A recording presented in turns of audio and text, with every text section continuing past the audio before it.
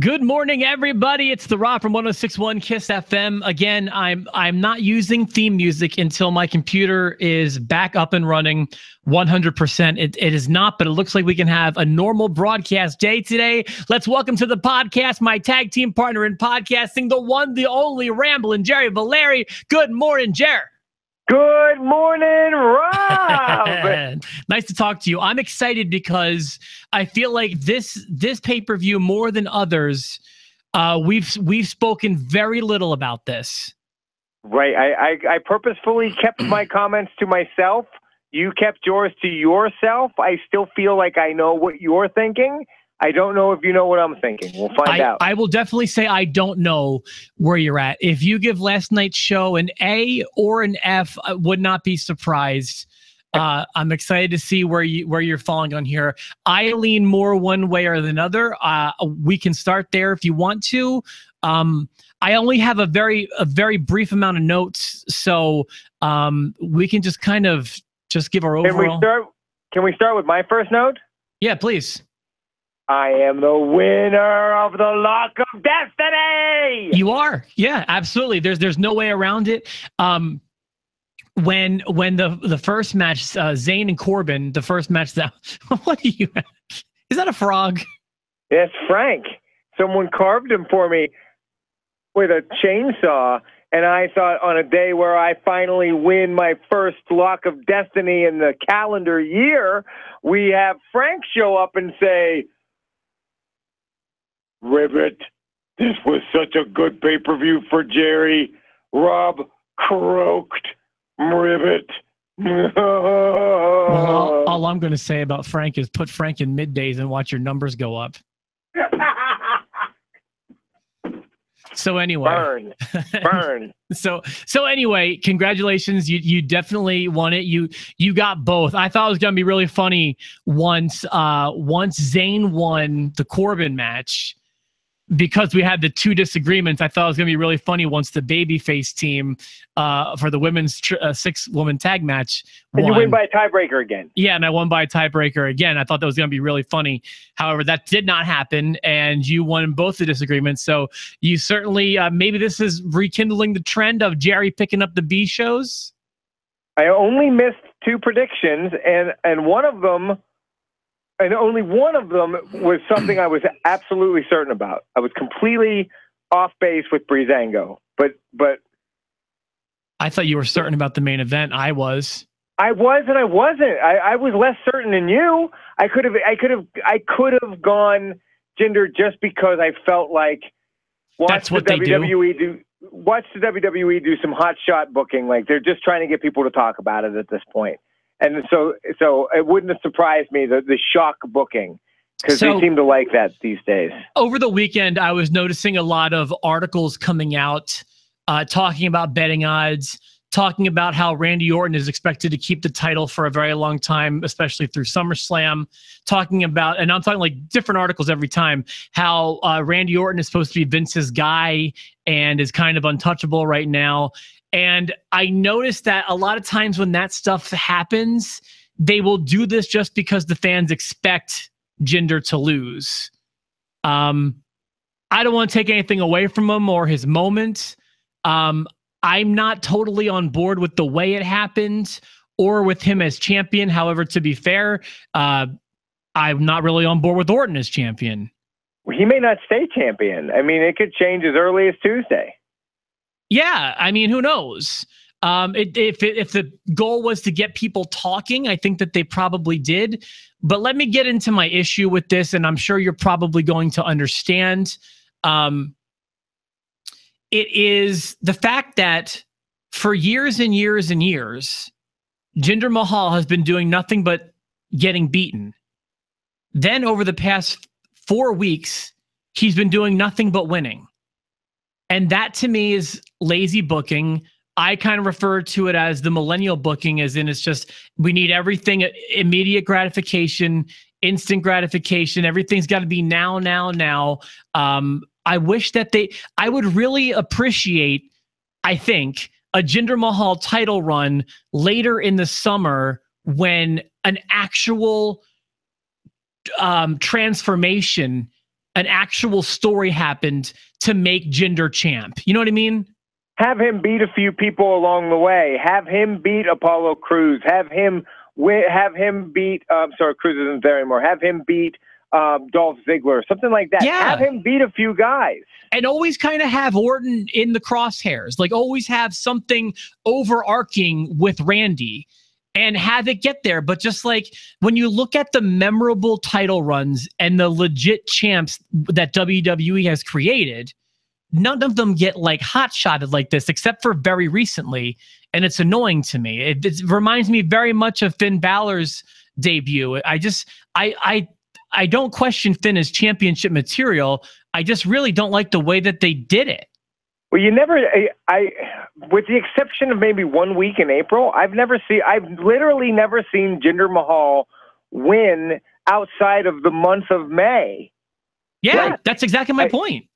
You know, so I get that. Would you be more accepting of this if the hot shot had come with a Money in the Bank briefcase?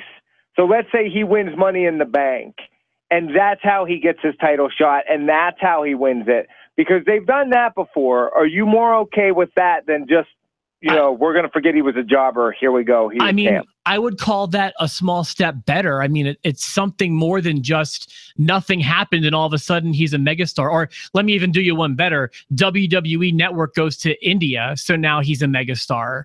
You know, I will say this though, and I'm going to defend it. I'm going to defend it a little bit because I get your point of view and I agree with it wholeheartedly. I really do. Before I go, let me just forward it with one thing, if you don't mind. I'm not questioning Jinder as championship material or his ability. I'm just saying it's the way they did it. Now go ahead. Okay. Well, then maybe we're more on base than I thought because I feel like the way they did it, it could have been done better. I was so happy he won last night because I don't think Orton should be champion right now. Like they took the championship away from Orton. Thank God. Let's see what Jinder can do with it. Now, he didn't blow me away in that match last night. But I like his look. I like the way he comes out with the Singh brothers. His promos are good, not great. They're getting better. I don't love learning on the job with the championship, but at the same time, they're giving him a shot, and I'm okay with that. So I hope they don't just rip it right back off him and give it back to Orton. I'm over Orton. I really am. Let me make a really fair comparison, if you don't mind. Okay. Jinder Mahal and Randy Orton, in a lot of ways, is very comparable to Hulk Hogan and Sergeant Slaughter at leading up to WrestleMania 7. And I'll explain why. So here's what you have. In so many ways, while Slaughter was a turncoat, you don't have that, but you have the super over, well, not, I don't want to say super over, but he's a super monster heel. He's got two cronies, and he's going against a very established world champion. Not going to say that Jinder's as good as a character as Slaughter was when he turned. Also not going to say that Orton was as big as Hogan was at the time, but it's a fair comparison. Would you agree with that? I definitely see where you're going. I see the parallels. So, and my thing is, look at how long it took Slaughter and Hogan to finally lock horns. And think about all the things that happened over the course of nearly a year. You had the turn of the G.I. Joe character. You had the adding of Adnan. And why can't I... Remember the fireball? You had you had that. You had the T-shirt on fire. You had lighting the poster on fire. You had Slaughter winning the championship. You had him using the scepter on was it Warrior or Savage? I think it was Warrior. And I wasn't watching wrestling at the time, but I've seen it all. Second, reruns or whatever. It really told a great story over a long period of time. And when WrestleMania 7 happened, my God, you wanted to see them lock up like nothing else. It was special. And this had the potential to at least be a fraction of how special that was. And I feel like with the way they rushed it, they blew that opportunity, in my opinion. I definitely can agree with that. Do you think there was a reason why they rushed the title off of Orton? No, I think that it was to get people talking, and what everyone else has been hypothesizing, that it has to do with the India stuff. They're trying to get India hooked. I read a story where someone was blaming the low numbers on Jinder Mahal being the #1 contender, and I thought it would be more appropriate to blame the low numbers on Randy Orton being champion. But again, WWE had some of the record low numbers when Diesel was champion, and I didn't think Diesel was a bad champion. So you can't always blame it on the champion. Yeah. Here's the big difference, though. Back when Diesel was champion, and I mean this when I say it, the numbers mattered then. Today, the ratings are much less important. They are, because you don't have competition. Their biggest competition on SmackDown is NXT. Well, and not only that, it's just the way that people watch media is so much different in 2017. The number of competitive channels is different. What makes a good number in 2017 is much different than what made a good number in 1995. And they're a little apples and oranges in that respect. I also think it's interesting. I mean, you've got the main event. Of course, the main event is predicated on the championship, and you've got Jinder Mahal and you've got Randy Orton. But the two biggest names, the two biggest stars, and the best match of the night happened 90 minutes before the end of the show. I wish there was a way to remedy that. That's always the way, and that's kind of the way it's supposed to be. Going back, however far you want to go back, the Hulk Hogan title runs, the Intercontinental title matches were always better than the world title matches. Well, it seems like it, and I just wish there was a way in the land of opportunity for the two best guys on the entire roster to be the main event guys, to be fighting for the championship. Look at the year those two guys have had, AJ and Owens. They're not getting a bad shake. No, they're not. I get that they're not. I just, and I wouldn't have mind waiting for that match. Now, is it okay? I'm calling a match with a salty finish the best match of the night. That was a great match between AJ and Owens. Yeah, I will say the only bad thing I'll say about that match was that I was expecting better, but to be fair, I was expecting a match of the year, so that's not really fair on my part. They did a really good job. Boy, I'll tell you, one thing I think they saved something. I think they saved something for the sequel. Yeah, that's one thing, is it wasn't over, which I like. Owens is so good at doing something that I feel is really important that kind of gets forgotten about. Like, Owens is always on, and Owens is always in character, and his personality gets injected into every little thing he does. He's screaming at you while he's fighting you. Because the personality doesn't have to stop when you drop the microphone. And Owens is really good at always being on. I respect that. I think he's at the top of his game. And I love that. I used to criticize him for this, but now I really appreciate how he just looks differently than everyone else does. He's got a real presence. I mean, he is firing on all cylinders to me.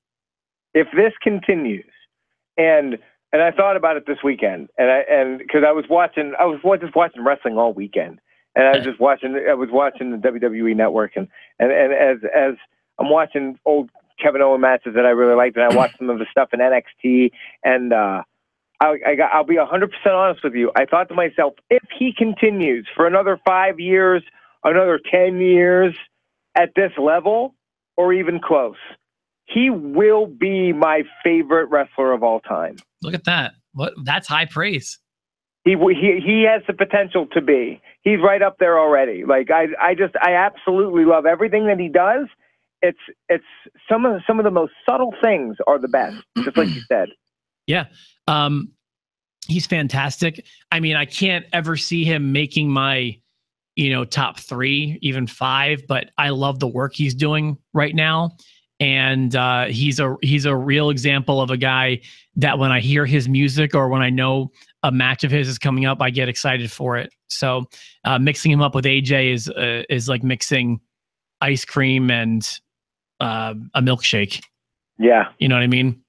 So, what else? Let me see what notes I have from the show other than that. I guess one thing I was a little upset about by the show, the match order to me was a letdown. I mean, everything happened, and I didn't want to see like Nakamura come out first. I think they really wanted to get the crowd just up with him.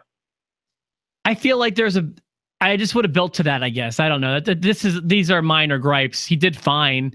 I still have yet to see, and I'm not saying it doesn't exist. I'm just saying I have yet to see a Nakamura match that I would call must see, or like a Nakamura match that I love. Likewise, I haven't seen a bad Nakamura match, but they've all just been fine to me. That was a solid match. It was solid. It didn't blow me away. I kept waiting to be blown away. I keep hearing I'll be blown away. I wasn't blown away, but it was good. It was better than a Samoa Joe match. Samoa Joe matches have actively let me down, whereas Nakamura matches, it just delivered. That was a good match. It was solid. Now, if you list the card in order, I'm going to have a hard time finding a match that wasn't solid. Yeah, but outside of Styles and Owens, was there another match that was great? And maybe there was, but I can't think of one.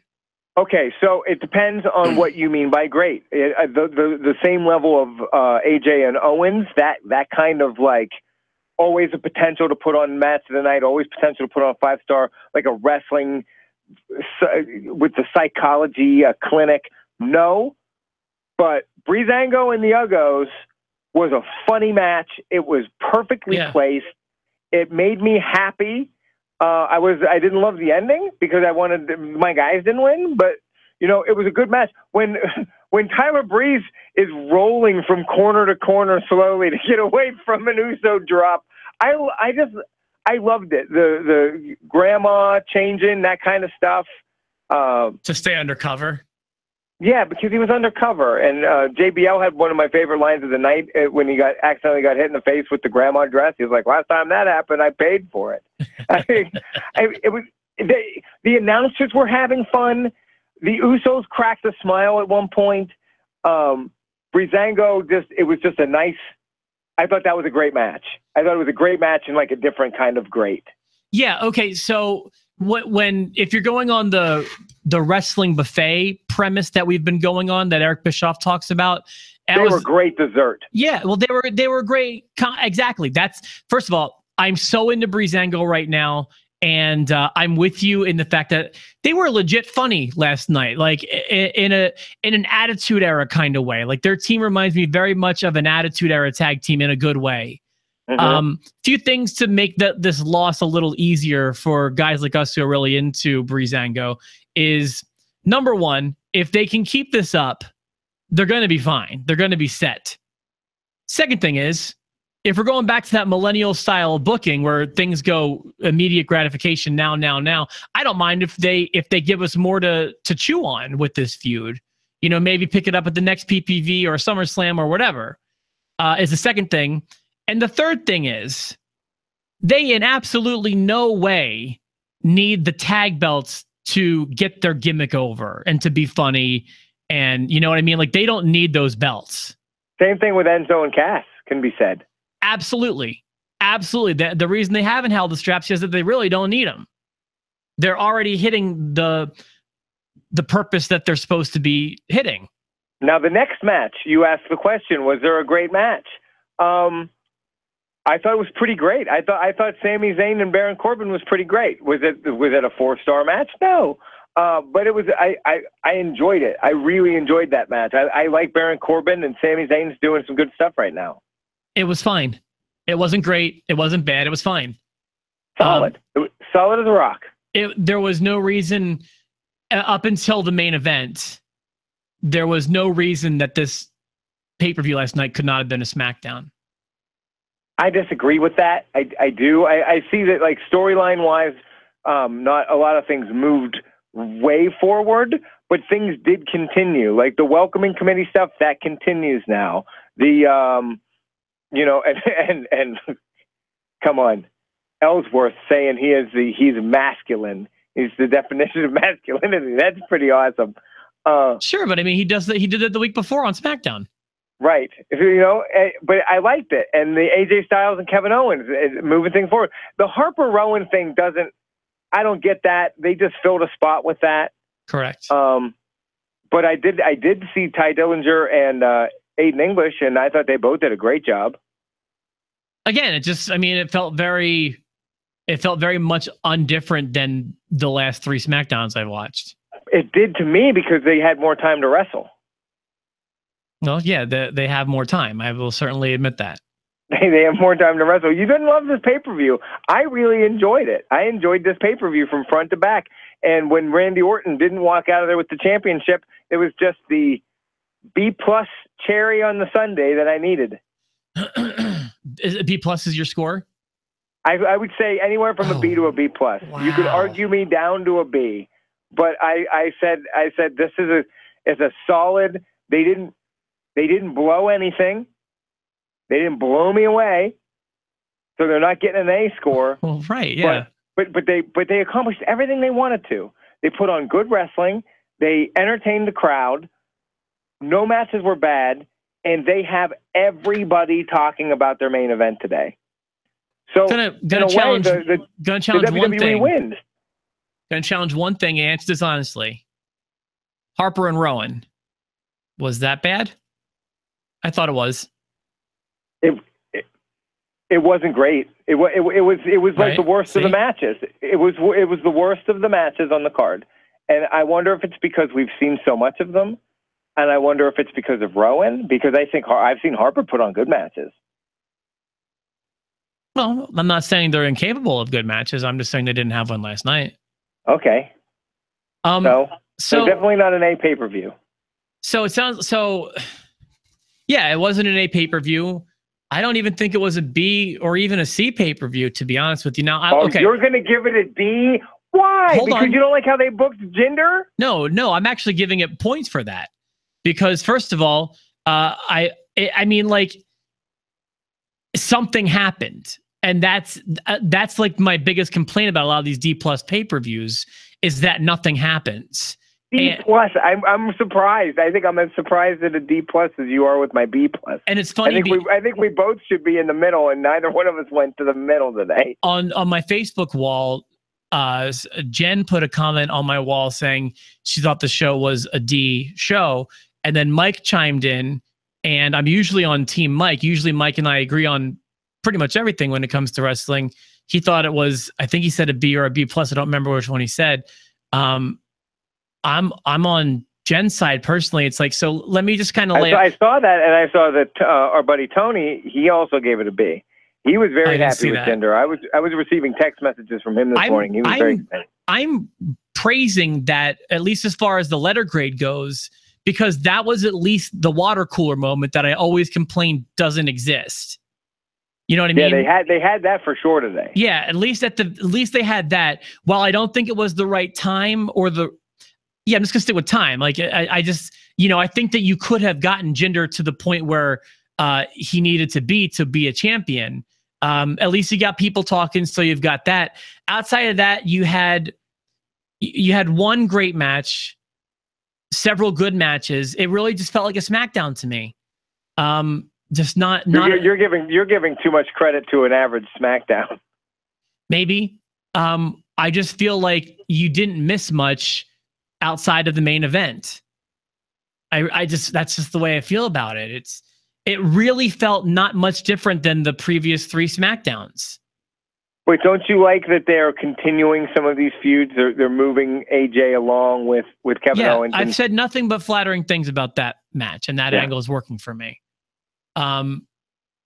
What else? Did it sound like you had a list of things that you were going to go with? Well, it sounds like Breezango, that's moving. That's going to move along. They were fun. They were okay. That was the way they instituted comedy into their match. Besides just a vignette, was pretty funny, I suppose. What about Nakamura's debut? You didn't enjoy that? Okay. My God, am I going to talk you up? You talked me down in the past. I wonder if I can talk you up.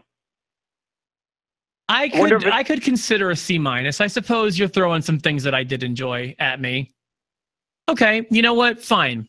those are all solid things that you mentioned. What about Byron Saxton's shirt? I really like the color of shirt he had on. That means nothing to me. He looked good. I still feel like in the grand scheme of things, C- is giving it a little bit of credit, but I can settle on a C- if you want me to. So B it is. There you go again. So what are you? Will you agree that maybe what did you go to, a B- or a B? I'll tell you what. If you bring your D+ up to a C, I'll bring my B+ down to a C, and we can agree that it's a C. Because I can see your points, but I did enjoy the show, and I want to convey that I thought it was a really good show. And the only way I can do that, a C doesn't say good show to me. A C says average. C says C's butt. A C is butt. No, a C is average. There's no that. So I feel this way firmly. A C is an average. So if I'm trying to give it a solid grade, then the C is what you're saying is solid. Yeah. Like, I don't know, if I took a test in school and I got a C, I'd be like, okay, and better than a C, I'm doing all right. My parents would be pissed. They'd be so mad at a C. Okay, but a C is average, even if you're using a bell curve or otherwise. A C is average. That's where most students are supposed to be. And if you're better than a C, you're above average. And if you're lower than a C, you're below average. Got to be a B. Listen, I strive for A's and B's also, but didn't always happen. And just like WWE, they want to put out A's, but doesn't always happen. Didn't always happen. You got to figure, most of the shows are going to be C's. That's the average show. This was a good show. I thought this was a pretty good show. Then let's just agree to disagree, and you can give it your B, and I can give it my C-. All right, A-. I thought, wait, I forget. Did you start on a B and agree to a B-, or did you start on a B+ and agree to a B? I started on a B+, and I ended on a B-. Wait, man, if you feel like this was a B+ show, you should really watch WrestleMania 17. Well, here's the thing, and I've admitted this, and maybe that's what will call my judgment into question, but I do not compare these pay-per-views to the pay-per-views of like WrestleMania 17. I wouldn't compare King of the Ring now to King of the Ring in 98. I wouldn't compare my favorite wrestling events to now. I'm comparing now to now. So that's what I do. Like, based on the pay-per-views that the WWE usually puts out now in the last 2 years, this was a B, because they usually put out big piles of shoveled crap. That last Raw pay-per-view, I was upset with myself for having watched it. Okay, so here, you just said they usually put out big piles of shoveled crap that you're usually giving a B+ to. I don't give B+ to them all. I give them D. Let's go back and look at the last 2 years of pay-per-views, or however long you give the pay-per-views good grades because they're pay-per-views. I feel like that last Raw when I hammered it. If I didn't hammer it, I've hammered it. Maybe there are some examples of times when you gave them, but you're not giving the last 2 years grades that indicate it's been shoveled crap. Crap. And last night wasn't crap. Last night was okay. I'm not saying last night was crap. I'm saying last night was a C-. It's definitely, you're right. It's definitely a B+ show. I gotta get out of here. Are you maybe comparing the pay-per-views to SmackDown? Like, are you maybe comparing it to a normal SmackDown? I think I'm comparing SmackDown pay-per-views to Raw pay-per-views, and the Raw pay-per-views have been awful lately. I gave WrestleMania a worse grade than I'm giving this one. All right, I definitely want letter grades in the comments section. I want to hear what everybody has to say. I'm sticking with my B. I'll go from B+ to B. I'll stay with a B though. It's a solid B. Okay, and I'll meet you halfway, and I'll go from D+ to C-. That's fine. All right. And you know what? We both agree that Nakamura was not the match of the night. It was AJ Styles and Owen. Yeah, Owen. Absolutely. I didn't know if you were going to disagree with me on that because it had a funky finish. Nothing wrong with that. It had a reason, I think, because I'm sure there's going to be a return match. It also told a good story up until then. Some really awesome spots I thought looked really good. I loved that suplex on the outside of the apron. Thought that looked great. Yeah, I love the missed handspring elbow. You know, just the whole match. If I'm going to start singling out spots, I'm going to be here all night. It was great. It was great. So I feel like I told you I spent all weekend watching WWE 24s, and I was watching wrestling, and the guys that they have right now in that locker room, I think it's the perfect group of guys. I love that group of friends, like the Owens and Sami Zayn and Finn Balor and Seth Rollins, all those best friends in the back. I feel like they're kind of like a clique, but they're not a clique that poops in your gym bag. They're like actually nice guys, genuinely nice to people. Yeah, while I'm still an Attitude Era guy, and I would definitely take the Attitude Era roster over the roster now, I do like how, you know, one of the things, like when you talk about millennial booking, and I pointed out some of his disadvantages here lately, you know, there's a lot of advantages that come from that mentality too. And, you know, that bully culture is kind of going away. I know it's been in the spotlight here recently with Justin Roberts' book and Mauro Ranallo leaving and JBL still being prominently featured, but that the culture of the bully is kind of leaving wrestling, which is a good thing. I also enjoy, you know, the way that that millennials embrace technology has made something like a WWE network possible. There's positives and negatives to every era of wrestling. The Attitude Era, Rockin' Wrestling, you know, the Invasion stuff. Like they all have their ups and their downs. And that my biggest complaint about this era and this generation of wrestling is just how they never let a story breathe, never let a story unfold. They just hotshot everything. I don't like that. Jinder Mahal is a perfect example. Finn Balor was another good example. Although I see what the WWE is doing, they kind of look at your body of work anymore because of technology as cumulative. It's not like Finn Balor wrestled 3 matches ever and got the championship. He wrestled forever. He wrestled in Japan. He wrestled all over the place. Then he goes to NXT for 2 years. Then he goes to WWE. He's already known by everybody. Not by everybody, but they do acknowledge that he's not some noob. You know, I'll give you that much. That's another thing about this millennial generation is that these stars that were made by other companies or independent stars, the independent darlings used to never stand a chance in WWE. WWE used to just kind of bury them because they were already tainted by the TNA germs.